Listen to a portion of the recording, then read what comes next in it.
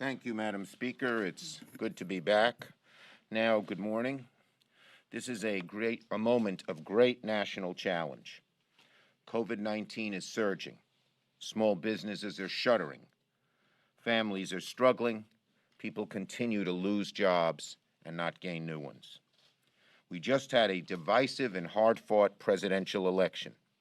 But instead of working to pull the country back together so that we can fight our common enemy, COVID-19, Republicans in Congress are spreading conspiracy theories, denying reality, and poisoning the well of our democracy. The Republicans should stop their shenanigans about an election that President Trump has already lost and focus their attention on the immediate issue at hand, providing relief to a country living through the COVID health and economic crises. When it comes to the election, Congressional Republicans don't have the evidence, they don't have the proof, they don't have anything, neither does the President. Congressional Republicans are deliberately casting doubt on our elections for no other reason but fear of Donald Trump. These Republicans are all auditioning for profiles in cowardice. So this morning I have a very simple message for Senate Republicans. The election is over. It wasn't close. President Trump lost. Joe Biden will be the next president of the United States. Kamala Harris will be the next vice president of the United States. Senate Republicans, stop denying reality. Stop deliberately and recklessly sowing doubt about our democratic process, and start focusing on COVID. The Republican refusal to deal with reality is hurting our country in many ways, fighting the health crisis of COVID, improving our economy, and not compromising on national security. It's time to move on and get to work for the American people. And I want to be very clear with the American people. The election's not in doubt. This is nothing more than a temper tantrum by Republicans, nothing more than a pathetic political performance for an audience of one, President Donald John Trump. This is nothing, Republicans, like the 2000 election, when the presidential election came down to one state and the difference between candidates was only 537 votes. Joe Biden's victory in the Electoral College has been secured by several states where tens of thousands of votes separate the candidates. Joe Biden leads in Wisconsin by 20,000, Pennsylvania 50,000, Michigan 146,000.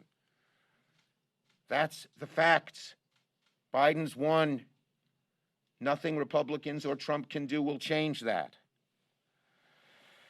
All over the country, legal claims by the president and his Republican allies are being laughed out of court. The New York Times called election officials from both parties in every state in the country. Not one, reported any evidence of fraud or irregularities. These frivolous lawsuits have less than a snowball's chance in hell of succeeding. So let me speak directly to my Republican colleagues in the Senate. Once again, Joe Biden has won. Now move on and work with us to solve the COVID crisis. Let us bring the country together and get things done. Every day, as the Speaker mentioned, hundreds of thousands are getting sick. Thousands are dying. We don't have time for these kinds of games.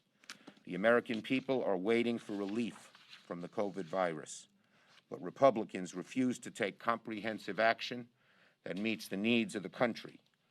The HEROES Act, passed in the House, does meet this moment. It doesn't pick and choose who we're going to help during the greatest health and economic crises in decades. It's laser focused on health care issues that are at the heart of this pandemic. The HEROES Act does something that's vital. It strengthens Medicaid and improves access to health care coverage, support for hospitals. At a time when COVID is raging, health care money, Medicaid expansion should be at the very top of the list.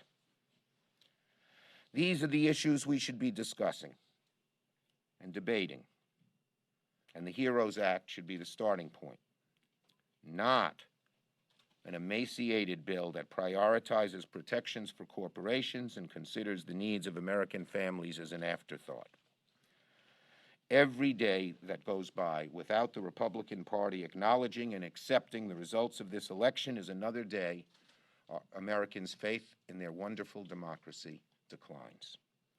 The longer Senate Republicans play the sad game is the longer they are denying working families much-needed relief from the COVID health and economic crises. Speaker. Thank you.